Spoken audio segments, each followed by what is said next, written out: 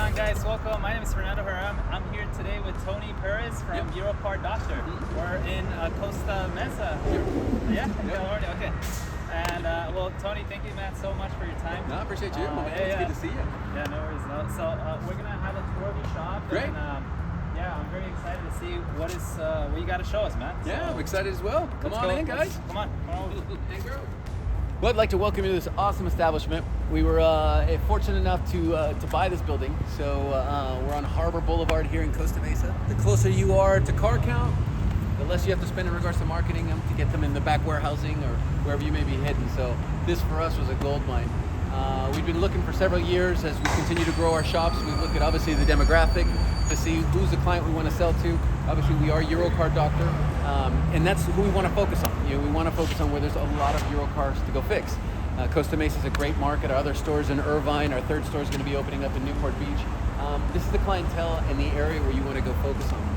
We originally started back in Signal Hill back in 2015, 2016, and great market, a lot of learning lessons out there, but it was truly, you really want to go where all the Euro cars are if that's what you're going to specialize on. We focus on all 10 of the Euro makes, so everything from your Audi, your Porsche, your Volkswagen, your BMW, your Mercedes, your Mini, your Sprinter, the Volvo and Land Rover Jaguar where nobody wants to work on. We love working on those cars. So we have a neat place.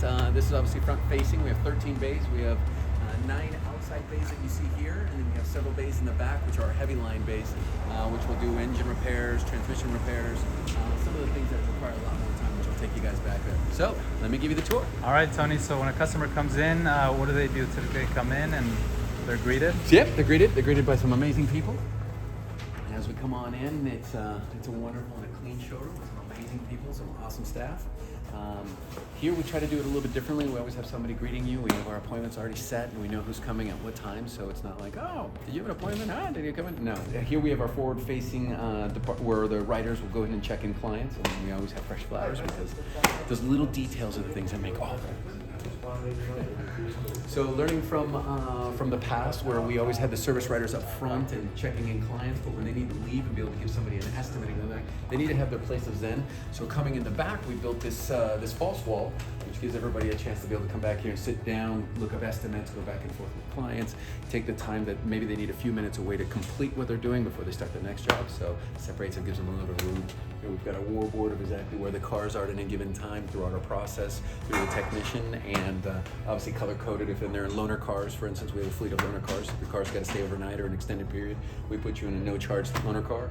Red is typically customers are waiting to get those picked up as we speak, and the white ones would be a drop off. So when I first came here, I thought this was like crazy, man. It was like incredible. But you guys will actually see there's technicians' names on top, and then there's status pretty much on the left side, right? What happens when a car comes in? Yeah, it's this is very good. This workflow is really important to us because this is pretty much the only manual process in our whole company. Because again, we are a no work order environment, so everything goes through software. The technicians inform through a cell phone. We have menu boards like you'd almost see at McDonald's, where you can look up and say, okay, what's the next hamburger I gotta make? Well, what's the next car I gotta make? So this is where our control board, and it's kind of like our war room. So between the service writers, the parts manager, and the service manager, they look and they see who they get assigned the vehicles to based off the load. It's important that they all get dispatched. This is the afternoon appointments that are coming in. So in the morning, they have their group huddle. They'll turn around and say all the appointments. They get them all dispatched. So these are cars, for instance, that have not been started yet. And as the cars start to move away, once the technician grabs it, he starts moving it in progress. And then once he's done, he does the estimate, does the inspection, gets sent off to the client with photos, videos, and instructional videos on everything that they might get stuck on or they need to know about their car. Then it'll go sitting here waiting for the service writer to call the client, go over the estimate, and explain everything to them in detail, answer any questions they've got. Once it gets approved, it'll go to need to order parts, which is another trigger for our internal team. They'll turn around and go order the parts from the vendors, get that started. Secondly, after that, we'll be waiting on parts that it's been done, so the service writer can walk by, okay, the parts are ordered, I know what I'm waiting for. At that moment in time, you'll see that the hours change on the ticket to know exactly how much we're loading that technician up. It's important to know to be able to finish that car by the end of the day or not, but more importantly for the expectation I'm going to give that client. I'm going to say it's by 2 o'clock and I'm looking at the technician, he's got 22 hours. There's a chance either I've got to switch it to another technician to give them a hand or call the client and ask for more time. Again, this industry is all about communication. If I can't communicate properly with the client and let them know their expectations so they can set up their days or me to put them in a loaner car, I shouldn't be doing this, but we do a really good job at this. After it's waiting for parts, parts arrive, the technician's dispatched on a text through their cell phone or through their desktops. Parts are put in their bay, and they're ready to rock and roll. They get their job done, it gets sent all over to quality control. At this point, a second set of eyes on everything we touch. Quality control, grab the car, torque the wheels, go through everything, touch all the technician touch points, drive it around the block, make sure everything's good. Once it's clear, it's ready to close, and at that point, the service writer said, yeah, Mr. Perez, your car's ready to come pick up, and at that point, we've got happy cars ready to go home. It's our flow. Nice, man. Very nice. Very, very impressive, honestly, this whole workflow. Yeah. Okay, awesome. Well, let's go ahead and keep showing us around, man. Sure, for sure. So one of the things we like to do is be able to be front-facing with the customer. So it's kind of neat if ever I'm in a scenario where I've got to show a customer an inspection or what's going on with their car. Remember, a picture sells everything. And in our inspection, since we have visual DVIs, we've been doing it for the last 5 years. We've had a lot of success with it. So anytime we're in front of a client, we want to show them their inspection, we can just very quickly go down. This one doesn't have it done. Or a photo that I want to turn around and say, hey, your brakes are at 4 millimeters, you're good to go here. Because again, in this industry, it's not always about what's bad. Sometimes you also need to let the customer know what's good. But if we find a scenario where we've got cracked motor mounts or something like that, I need the customer to go see it with me. And this is the best way we know about basically allowing the customer to know the maintenance and status of the car. Remember, vehicles are not self-maintaining. So there's nothing wrong. It's not that the client did anything wrong. It's just time that we need to work on the car. But they typically come in here for an oil change, come in here for a check engine light, and then we'll basically take the time to go through the inspection, and we do safety inspections on everything we touch, regardless if they're doing service or not. We have to do a safety inspection. And then of course we let the customer know. Our approach is a little differently here, where we will, if the customer's given us the time to wait, we will walk the customer in the back to meet the technician. It is something that really kind of sets us apart in our industry, at least. So I think what's most important, where we've gotten a lot of success, is the quicker you can get trust with the client to let them know that you're not just anybody, that you're taking good, careful care of their car, that their seat covers are covered with plastic, and steering wheel covers and floor mats, and that the technicians are wearing gloves and trying to do the best they can to make sure that the experience is awesome. But it starts with making sure that you're very transparent. Our whole business is nothing about transparency in regards to what we find in the car, what we're trying to recommend. We're in a business that will never recommend anything your vehicle doesn't need. 100% is part of our core values and our ethics that we have here. It's allowed us to grow to where we are, but more importantly, it's the transparency. We're human beings, okay? People are gonna make mistakes, and when you do, you need to own them. And I think a lot of trust is built in time. I mean, they already expect your oil change to be perfect. They're not expecting you to do a mistake, to pick up the phone and say, this went wrong, we're fixing it as we speak. You can trust us, and there won't be any additional charge for something that we caused. It's just an absolute, it's probably one of the reasons why I love this industry so much. People aren't waiting for that. They're not waiting for a whole lot of honesty either, so this is where we strive. Awesome, man. So outside of a good, comfortable waiting room, again, not everybody wants to come to the auto shop and spend their afternoon, but we're blessed to have a wonderful, warm, cozy area. All of our stores are built the same way, but the key is making sure it's clean and nice, even down to the simple details where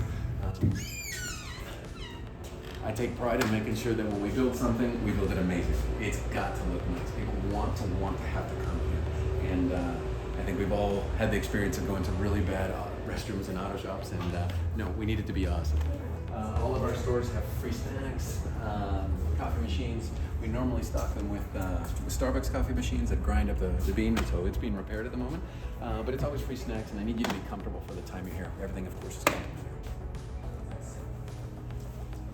As we go back into the bay, one of the things we always remain is that we do a 3 or 36 anywhere in the United States. We do include the tow.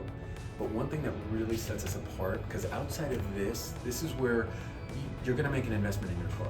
This warranty is longer than what you typically will find at the dealer anyway, with the same factory parts. But where we're able to really kind of separate ourselves is we have a 24-hour call center, which a lot of people won't invest in doing.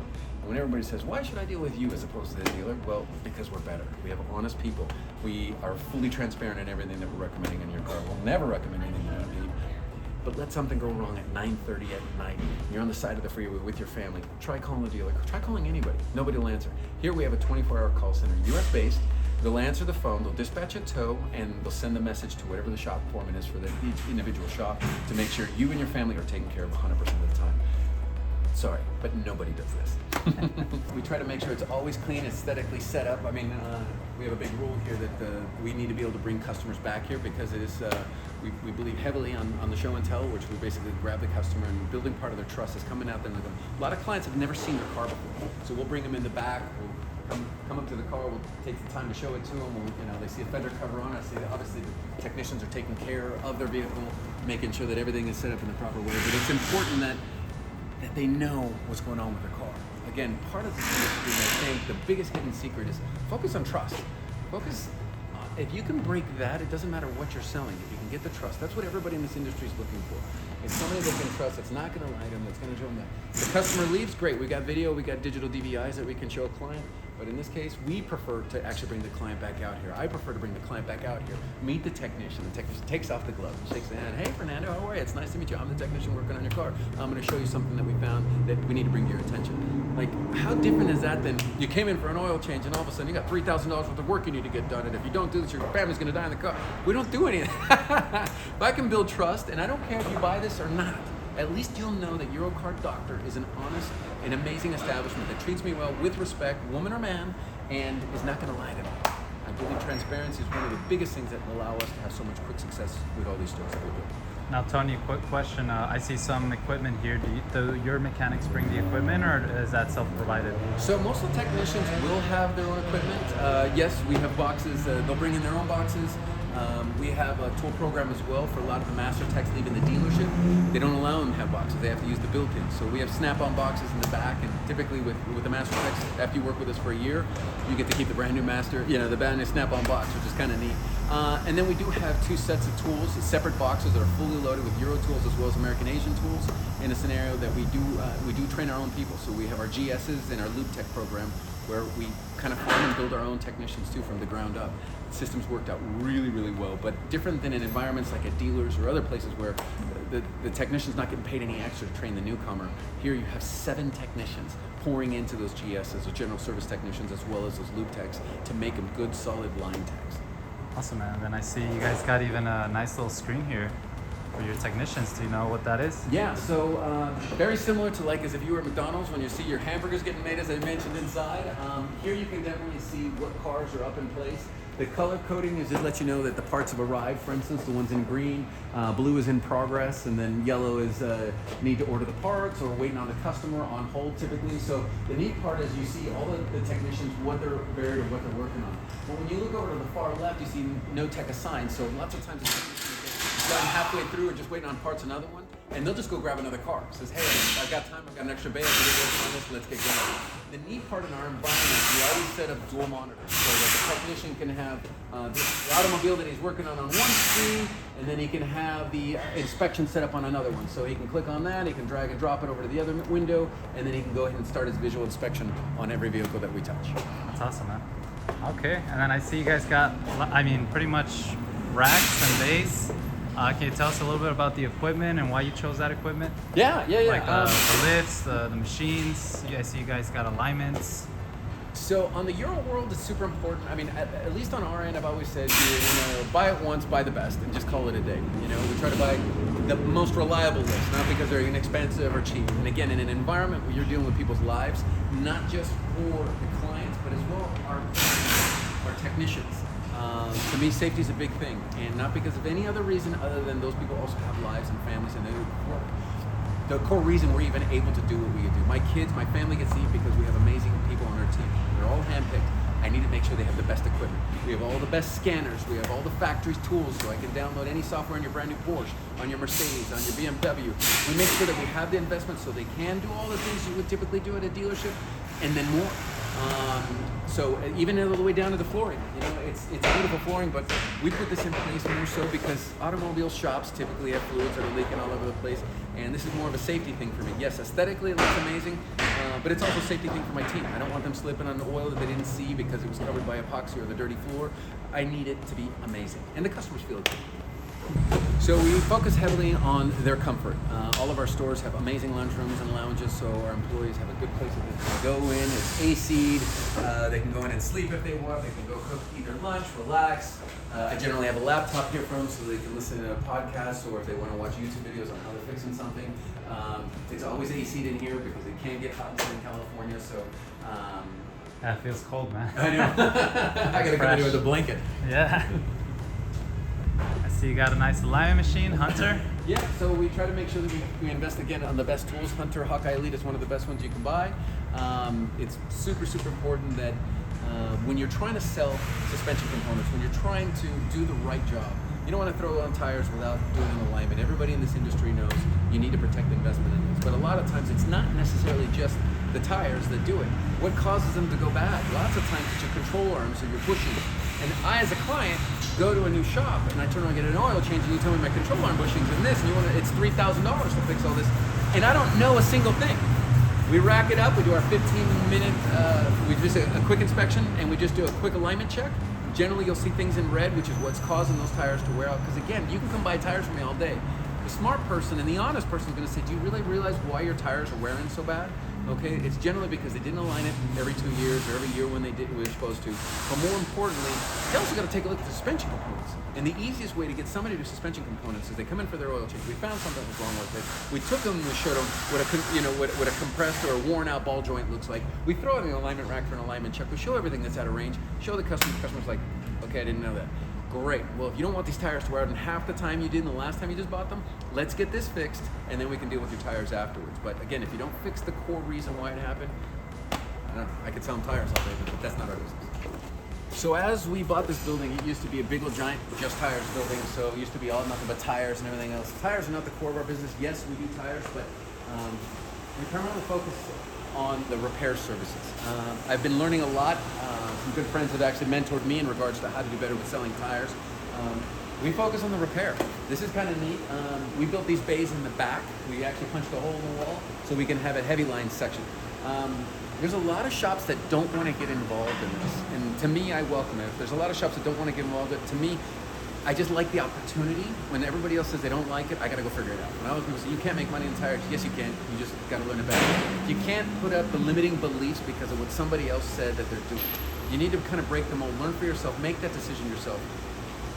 We cracked the code in regards to heavy line, and it took me years to understand it, but once we figured it out, there's a lot of great profit to be made in here, and a lot of shops that don't want to take this route because one, they don't either have the technicians to do it, they don't have the environment to do it, the tool set to do it, or don't want the liability because technically you're almost married to the car. I like being married to my customers. Okay. So as you see back here, heavy line's not the cleanest thing in the world, but it is what it is. So we've got everything all set up back in here. You've got the sandwich carts, so every time a car's being torn apart, you can see the technician will put all those parts there. So if another car's got to get wheeled in, wheeled out, we just move the cart and marries the car itself. I learned this from my old days in the body shops, where wherever you tear it down and everything, it all sits on the same rack. So when the technician needs to move the car to a different place, the rack always follows the car. Yeah, you don't forget a piece, man. That's actually very smart. Where's this bolt? Where'd this go? Did somebody accidentally recycle the wrong part when it was still a good one? Yeah, that's a good point. Do you guys actually recycle parts, or you guys typically keep the parts? Like I'm new to this whole environment, man. I could tell you everything about tires, but not about this. So yeah, I'm just curious. On our end, we've always believed from the past. A good friend of mine taught me that you don't get rid of any of the old parts until the customer's picked up the car and it's on its way out. You never know when I've got to pull a part off an engine that's just got torn out or replaced. You never know if there's a module or something that is just married to that car. Everybody, sometimes people think, hey, just swap an engine and just turn it back on and it'll go. It doesn't work that way. Next to near doesn't. So a lot of times we always keep the old parts. Once it's done and the car's on its way and it's out, then we'll recycle all the parts. We've got a couple of metal dismantlers and metal recycling people that come by once a week, and we've got bins and bins and bins of metal parts that thankfully go get recycled. That's awesome, man. As we come in the back, we've got a great storage space to let the cars be dropped off, so we get us time to work on them. We have EV charging for all of our employees at all our locations, so they can charge their electric cars if they've got it. Kind of need to have the space back here in a scenario where we've got secure. We can leave the car for a couple days while we're waiting on parts.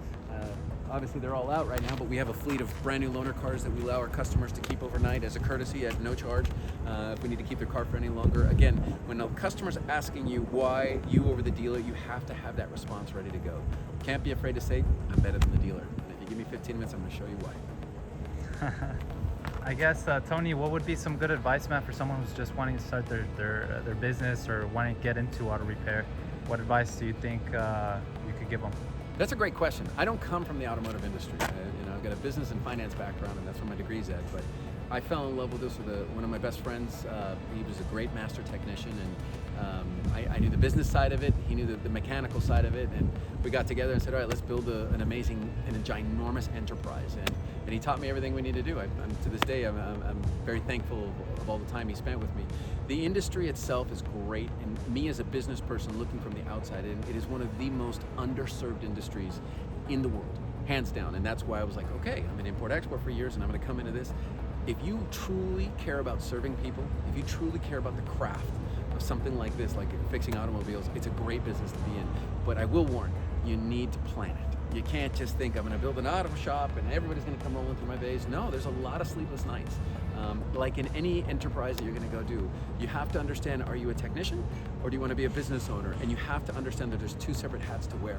As long as you're clear about that, I think you can do just fine. There's enough mentors out there, there's enough podcasts, there's enough coaching companies out there that will guide you through the learning how to open and build your own business. But you need to know the difference. There's not a lot of glamour in being the shop owner and hiring and firing employees and building us off the ground and dealing with mad customers and happy customers and all that. You have to have the grit. You have to have just an understanding of knowing what I'm doing it for the right reasons. And sir, I may not be the best fit for you, but we are, in our respect, what we do and what we do here as a company as a whole, Costa Car Doctor and all its stores, is we're better than anybody that's out there. And we'll continue to strive to get better. Not because the guys down the street don't offer a service, gives us a justification not to do it. Loaner cars, nobody on the street does loaner cars outside of the dealer. We do it. So customers come in here, they're blown away by, wow, I didn't know all this. And then you do this, and you have 24-hour phone call answering, and you'll shuttle me everywhere we're going, and you're transparent, and you're honest, and you have a fair price, and you got a wonderful waiter, and you're great people, and I feel good coming here, and I want to spend my money with you. It's awesome. It's a great industry, but I gotta say, you need to plan it out. Talk to somebody that has doing it. Talk to a small shop owner. Talk to a couple big shop owners before you make that chance. Before you make that dive and go open your own first business. Why? Ask those people, how is it? How much time do you get to spend with your family at night? Do you get to go home and have dinner with your kids every night? Do you get to have time off? In those first couple years of opening an auto shop, the answer is typically no. So it's awesome. I love my industry. I love what I get to do every day. And I say that I get to do, I don't have to do. And that's why I love the automotive industry so much. Awesome. Well, guys, also, if we're going to be having a podcast with Tony, it's going to be released. Well, it's actually already been released by the time you're watching this. So if you want to watch that video about his story, something more about him now, we're going to leave a link in the description below. So feel free to check it out. I think it's going to be really good. Yep. So thank you, Tony, so much for your time, man. I appreciate you. It's great to have you guys out here. Come anytime. All right. Thank you, man.